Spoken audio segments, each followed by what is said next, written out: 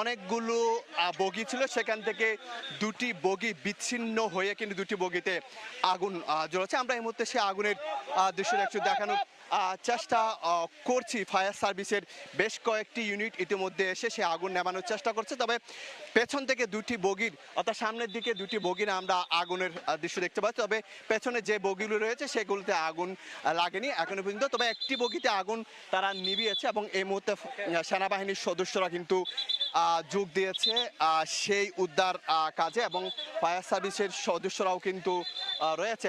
তবে যে যাত্রীগুলো রয়েছে তারা কিন্তু কোনো হতাহত হয়নি, তারা কিন্তু দ্রুত সময়ের মধ্যে সেই যাত্রীরা কিন্তু ট্রেন থেকে নেমে গিয়েছে এবং কোনো হতাহত। বেশ কয়েকজন যাত্রীর সাথে আমরা কথা বলেছিলাম।